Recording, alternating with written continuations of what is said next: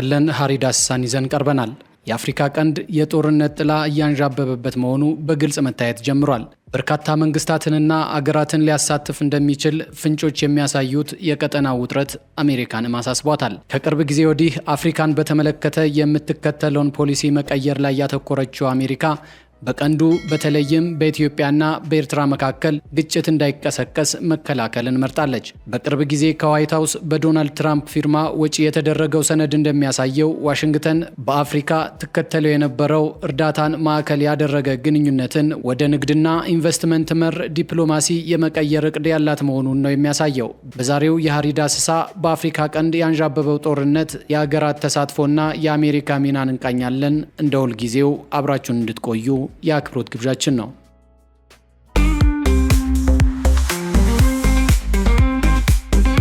ከሳምንታት በፊት የአሜሪካ የአፍሪካ እዝ አዛዥ ጀነራል ዳግቪን አንደርሰን በኢትዮጵያ ከጠቅላይ ሚኒስትሩና ከኢታማዦር ሹሙ ጋር ተገናኝተው ቆይታቸውን የተመለከተ አጠር ያለ መግለጫ ሰጥተው ነበር።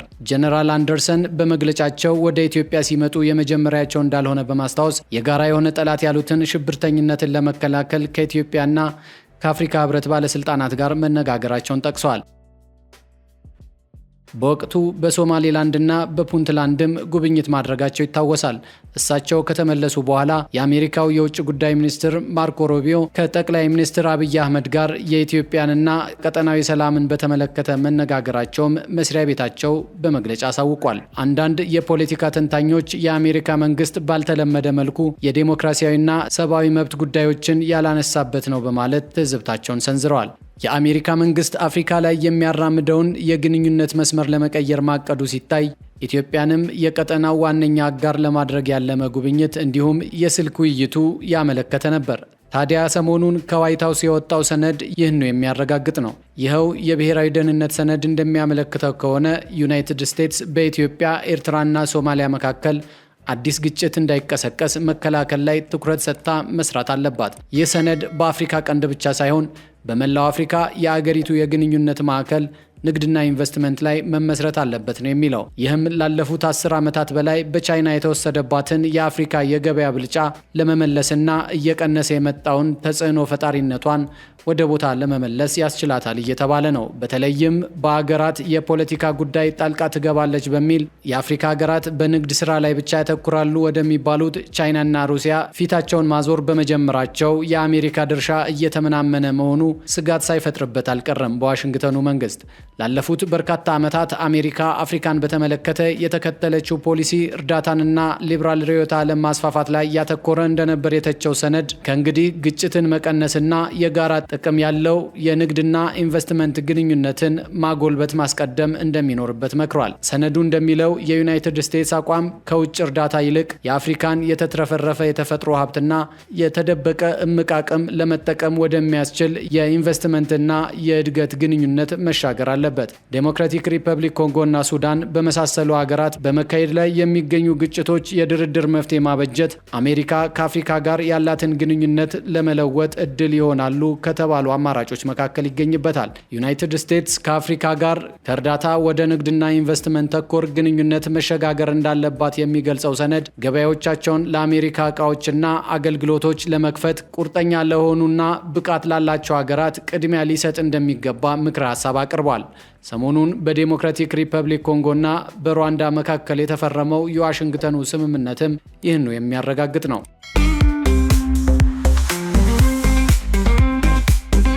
በእርግጥ የአሜሪካ መንግስት በግልጽ የታየው የጦርነት ስጋት አለ ወይ የሚለውን ጉዳይ ለመመልከት ቢያንስ በኢትዮጵያ፣ በኤርትራና በግብጽ በኩል የሚሰሙ የጦርነት ዝግጅት ዲስኩሮችን መቃኘት ያስፈልጋል። ይህን በአንክሮ የተመለከትን እንደሆነ የግብጽን የተለመደ ፉከራ ነው ብለን ብንተው እንኳን ከኤርትራ ጋር የሚደረገው ጦርነት በራፍ ላይ መሆኑን አመልካቾችን እንጠቃቅሳለን። ዘዲፌንስ ፖስት ሰሞኑን ኢትዮጵያና ኤርትራን በተመለከተ በድረገጹ ባተመው ጽሑፍ በአገራቱ መካከል የጦርነት ስጋት መንገሱን አትቷል። ኢትዮጵያ አስመራን በጦርነት ዝግጅት መክሰሷን የጠቀሰ ሲሆን የኢሳያስ አፈወርቂ መንግስት በበኩሉ የአብይ አስተዳደር ክስ አደገኛ ጦርነትን የሚያቀጣጥል ነው ማለቱን አስነብቧል። ከዚህ በመነሳት በአፍሪካ ቀንድ ሌላ ጦርነት በመብላላት ላይ ነው ተብሏል። 130 ሚሊዮን ገደማ ሕዝብ ያለው የኢትዮጵያ መንግስት ለባህር በር ያለው ፍላጎት ከአሰብ ጋር ያገናኘው የኤርትራ አስተዳደር በማስታወቂያ ሚኒስትሩ አማካኝነት የጦርነት ቅስቀሳ ነው በሚል ማጣጣሉንም ገልጿል። የኢትዮጵያ መንግስት ኤርትራ ለጦርነት እየተዘጋጀች መሆኑን በመጥቀስ ለተባበሩት መንግስታት ዋና ጸሐፊ አቤት ማለቱም ይታወሳል። ምንም እንኳን የኢሳያስ አፈወርቂ መንግስት ውድቅ ቢያደርገውም ከህወሓትና ሌሎች ታጣቂዎች ጋር በማበር ኢትዮጵያን ለማተራመስ እየሰራ ነውም ይላል። ከሁለቱ ሀገራት መንግስታት አቋሞች በመነሳት የጦርነት ስጋት ስለመኖሩ ነው የሚያረጋግጠው። በ1990 ዓመተ ምህረት በመካከላቸው ጦርነት ተቀስቅሶ ከሁለት ዓመታት በኋላ ከተቋጨ ወዲህ ዳግም ውሉ ያለየለት ግንኙነት ተጀምሮ የነበረው በ2010 ዓመተ ምህረት መጨረሻ ጠቅላይ ሚኒስትር አብይ ስልጣን መያዛቸውን ተከትሎ መሆኑ ይታወሳል። ይሁን እንጂ የፕሬዝደንቱና ጠቅላይ ሚኒስትሩ ወዳጅነት አብይን የሰላም የኖቤል ሽልማት አሳቅፎ ከመቼው ቡዳ በልቶት ለሌላ ጦርነት ዝግጅት እየተደረገ እንደሆነ አሁንም ሁለቱ ብቻ የሚያውቁት እንቆቅልሽ ነው። ይህ እንድንል ያስገደደን ደግሞ በመካከላቸው ምን አይነት ውል እንደነበረ በግልጽ ባለመነገሩ ነው። የሆነ ሆኖ ዲፌንስ ፖስት የሳተላይት ምስሎች ከዓመቱ መጀመሪያ አንስቶ ሁለቱም ሀገራት ሰራዊቶቻቸውን ወደ ድንበር ማስጠጋታቸውን ያሳያሉ ብሏል። አሌክስ ቫይንስ የተባሉ የአውሮፓ ምክር ቤት ባለሙያን በመጥቀስ በሀገራቱ መካከል እስካሁን ጦርነት ባይቀሰቀስም በቀጠናው ውጥረት ነግሷል በማለት የግብፅ ሚና ያለበት መሆኑን አያይዞ ጠቅሷል። ግብፅ ከታላቁ የኢትዮጵያ ህዳሴ ግድብ ጋር በተገናኘ ከኢትዮጵያ ጋር ቅራኔ ውስጥ መሆኗና የኤርትራ ወደ ግብፅ ያደላ ግንኙነት ለዚህ በምክንያትነት ተጠቅሷል። በእርግጥ በሰሜን ኤርትራን አይዞሽ የሚለው የኤልሲሲ መንግስት በምስራቅ በአፍሪካ ህብረት ጥላ ስር በሚሰማራው የሶማሊያ ሰላም አስከባሪ ውስጥ ሰራዊቱን እንደሚያሰፍር ይጠበቃል። የማዘዣ ጣቢያው በኢትዮጵያ ድንበር አቅራቢያ መሆኑ ደግሞ ሌላ የጦርነት ስጋት የሚፈጥር እንቅስቃሴ ነው ተብሏል።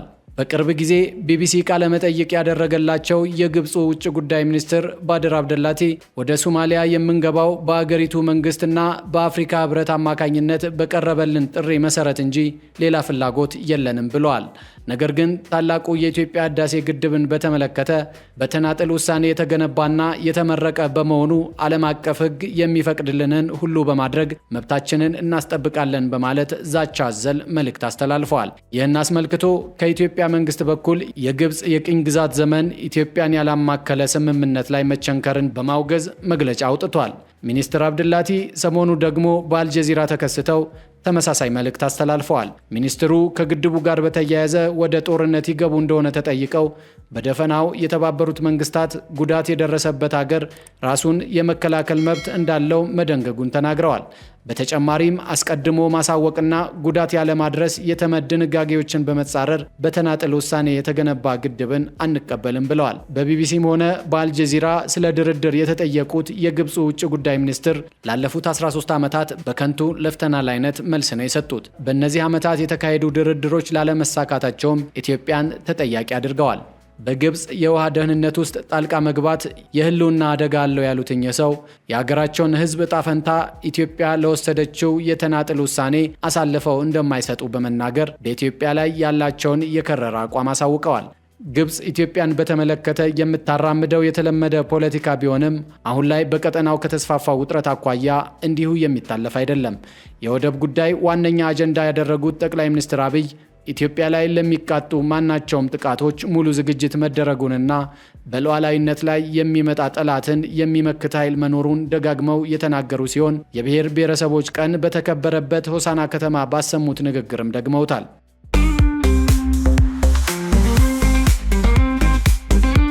ሌላኛው የቀጠናው ስጋት ከሶማሊያ ጋር የተገናኘ ነው። በእንቅርት ላይ እንዲሉ ሶማሊያ በአልሻባብ ታጣቂ ቡድን የምትፈተንና አገሪቱንም ለማረጋጋት የአፍሪካውያን መዋጮ የሻተችው አገር በአንድ ወገን ራሴን ችያለው ባለችው ሶማሌላንድ፣ በሌላ ወገን ደግሞ ከፊል ራስ ገዞቹ ፑንትላንድና ጁባላንድ ጋር ውጥረት ውስጥ የምትገኝ አገር ናት። በኢትዮጵያና በሶማሊያ መካከል ግጭት እንዳይቀሰቀስ መከላከል ያስፈልጋል የሚለው የአሜሪካ መንግስት ፕሬዝዳንት ዶናልድ ትራምፕ በቅርቡ ሶማሊያን የሚያንቋሽሽ ንግግር ማሰማታቸው ይታወቃል። ትራምፕ አይደለም ከአንድ ሀገር መሪ ይቅርና ከማንም የማይጠበቅ አገሪቱን አስቀያሚ ሶማሊያውያንንም ቆሻሻ በሚሉ አጸያፊ ቃላት ተናግረዋቸዋል። ዝም ብለው የሚገዳደሉ ናቸው ያሏቸውን ሶማሊያውያንን ከሚኒሶታ ግዛት ለማስወጣትም ትዕዛዝ ሰጥተዋል። ዴሞክራቷ ሶማሊያ አሜሪካዊት የኮንግሬስ አባል ኢልሃን ኦማርንም አንቋሸዋል ትራምፕ።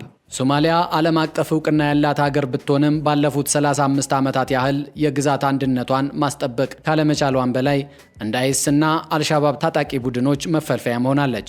የፌዴራል መንግስቱ ሶማሌላንድ የግዛቴ አካል ነው ቢልም የሀርጌሳው አስተዳደር ምንም እንኳን ዓለም አቀፍ እውቅና ባይቸረውም ወቅቱን የጠበቀ ምርጫ ከማድረግ ባለፈ የአንድ ሀገር መንግስት የሚያስፈልጉትን መዋቅሮች በማሟላት ከሞቃዲሾ ጋር የግንኙነት ገመዱን በጥሷል። አገራት እውቅና እንዲሰጡት የተለያዩ ዲፕሎማሲያዊ ሙከራዎችን እያደረገ መሆኑም ይታወቃል። ከነዚህ መካከል ከኢትዮጵያ መንግስት ጋር የተፈረመው የባህር በር የመግባቢያ ስምምነት ለሶማሌላንድ ጨለማዋን የገፈፈ ሳይሆን አልቀረም። በአሜሪካ መንግስትና በብሪታንያ ምክር ቤት ርዕሰ ጉዳይ ሆኖ መነሳቱ የሚታወቅ ሲሆን የሰሞኑ የአሜሪካው የአፍሪካ ጦር አዛዥ ሞቃዲሾን ዘለው የፌዴራል መንግስቱ አካል በሆነችው ፑንትላንድና ሶማሌላንድ ጉብኝት ማድረጋቸው አንድ ፍንጭ የሚሰጥ መሆኑ ይነሳል። ከዚህ ጋር በተያያዘ ሌላኛዋ የሶማሊያ ፌዴራል መንግስት አባሏ ራስ ገዝ ጁባላንድ ራሱን የቻለ መንግስት ለማቋቋም ሽግግር ጀምሬያለሁ ብላለች። የግዛቲቱ ፓርላማ በህገ መንግስት ማሻሻያው ጁባላንድ የሶማሊያ ግዛት መሆኗን ፍቋል። ከአሁን በኋላ የጁባላንድ ፌዴራል ግዛት ሳይሆን የጁባላንድ መንግስት እንድትባል ወስኗል። ይህም በሶማሊያ የውስጥ ግጭትን ጭምር ሊያባብስና አገሪቱንም ሊከፋፍል የሚችል እርምጃ እንደሚሆን ስጋትን ፈጥሯል። አድማጮች፣ በአፍሪካ ቀንድ እያንዣበበ ያለውን ጦርነትና የአሜሪካ ሚናን በተመለከተ ቅኝት ያደረግንበት ዝግጅት በዚሁ አበቃ። ስላዳመጣችሁን እናመሰግናለን።